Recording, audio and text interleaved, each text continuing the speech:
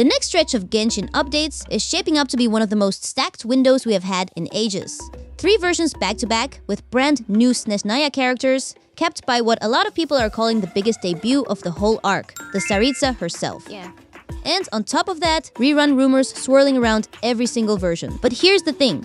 The further out we look, the foggier it gets. By 7.4, honestly, nobody knows anything. So let us walk the whole roadmap version by version and finish with what you should actually do with your primos. Before we dive in, quick word on how I'm treating this roadmap, because not everything here is equally solid. Some of this comes from sources who have been right over and over, echoed in multiple places at once, about as firm as pre-announcement info gets. Some is a single report that could still shift, and some is just the community vibing in threads, which I will always flag as exactly that.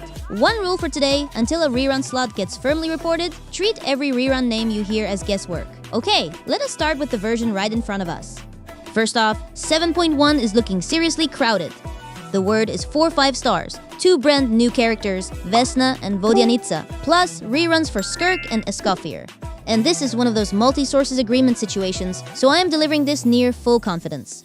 With one big caveat: the banner order is explicitly unknown. Do not ask me who is Phase 1, because nobody knows yet. So, who are these 2 debuts?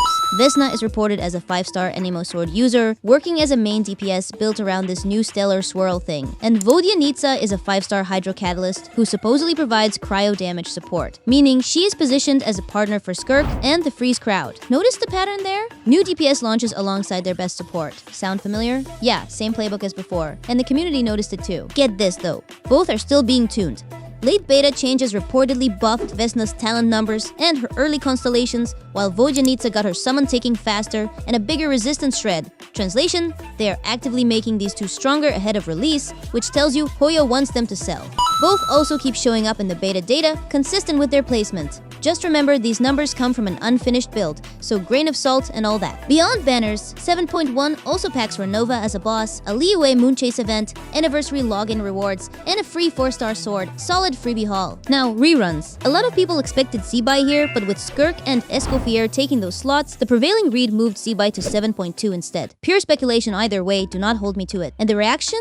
Honestly, hilarious. Half the community went, did not, we just have a Skirk Esco rerun. Fair point. But if pairing new DPS with their best supports is the pattern, it makes sense. Overall, 7.1 is a strong safe window, new units plus proven ones, and if you think that is crowded, wait till you see 7.2. Moving over to 7.2, again with that same multi-source confidence, we are getting Mitya, a 5-star Electro backfield DPS on the Stellar Superconduct side, and Valeriy, a 4-star Male Sword user playing on field support for Mitya. Shield-related bits have even been found in his kit direction, so think classic, the 4-star exists to sell the 5-star setup. Timing-wise, community date math puts this one in early to mid-November, alongside a map expansion teasing a wing like mountain area. Cool, but not why we are here. The real drama is the rerun slots, because the community genuinely cannot agree. One widely shared speculative roadmap says Phase 1 is Mitya plus Zibai, Phase 2 Linnea plus Furina. Another list says Zibai and Linnea rerun alongside the debuts, and then there is the Mitya fan camp arguing Varka deserves the slot since 7.1 took Skirk and Escoffier. And funnily enough, info for theater elements for November being Hydro and Electro would softly line up with Mitya in the first half.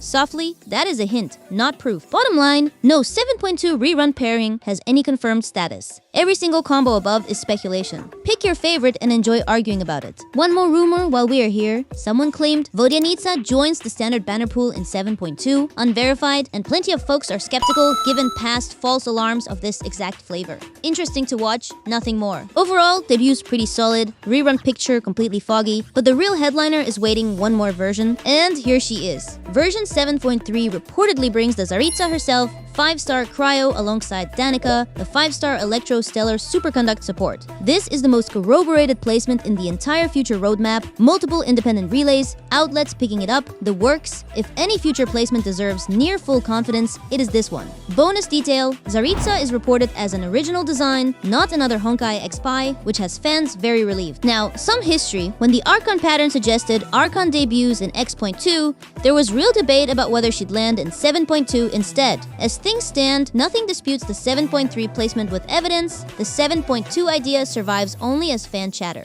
I'm keeping that debate visible because that is the honest picture, but current reporting points squarely at 7.3. Here's an interesting wrinkle though. Mitya and Danica are reportedly not designed to work with teams coming after 7.3.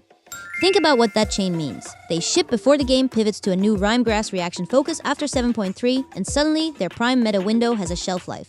Basically, pull them for their era, or maybe wait for the era after. That is a genuine strategy fork worth sitting with. Full transparency moment, no finished models for Danica or Tsaritsa had surfaced as of mid-August. Their placements rest on text and data references rather than polished assets. Does not undermine the placement, but it does mean details can still move. Reruns prediction lists toss out Nicole plus Varka for 7.3, which directly clashes with the lists putting Varka in 7.2, so somebody's wrong. There's also a case for a Sandrone rerun since she is overdue, and it'd be a smart sales move. All speculation, as always. Overall, 7.3 is the crown jewel of the window, but it brings us to the version nobody can see yet. And by nobody, I mean nobody. No credible source names. Any 7.4 debut character. The community's character count model leaves 7.4 literally marked. That is the news. There is not one. Of course, the fan guessing exists anyway, so let me tear it hard. Some speculative roadmaps guess Pantalone, but that runs headfirst into a detailed story, NFO, claiming neither Pantalone nor Noi will be playable in any 7th version at all. Direct contradiction, both low confidence. Noi is expected around 7.5 anyway, not here. Map-wise, 7.4 is confirmed to be an active development mapping, though specifics never got verified. Good sign it exists, tells us nothing about banners. Rerun guesses, Archon chatter about Venti having chances here, maybe Zhongli showing up, plus mentions of Duran or Lowen. Single source, zero corroboration, take it with the biggest grain of salt in this entire video. Overall, 7.4 is a blank page, and pretending otherwise would be lying to you. So with the map this foggy, what do you actually do? Let me zoom out first. The consolidated arc schedule reads 7.0 live now, then Vesna and Vodyanitsa with Skirk and Escoffier, Mitya and Valeriy, then Tsaritsa and Danica, and beyond that, Noi around 7.5, and Joe around 7.6, Dainsleif somewhere in 7.7 to 7.8, tied into the bigger 2027 horizon. Story-wise, Zhongli is even reported as key to the Tsaritsa's plan, a nice little narrative hook for her banner. Now the actual bottleneck, it is not Desire, it is Primos. You have got clustered debuts across 3 straight versions, plus the anniversary hitting late September with top-up resets, and even a rumored free Snezhnaya character selection event. That rumor's unverified, mind you. Community skepticism is strong, based on past false alarms, but the resets alone matter. So my take, if you can only commit to one window, the corroborated evidence ranking says the Tsaritsa window in 7.3 is the crown of this arc.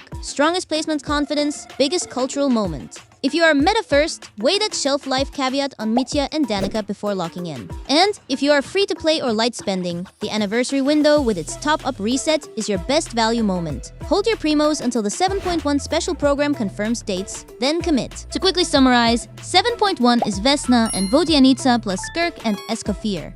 7.2 adds Mitya and Valeriy with totally unsettled reruns. 7.3 is the big one with the Tsaritsa and Danica, and 7.4 is honestly a question mark, and I refuse to invent names for it. Let me know in the comments which window you're saving for.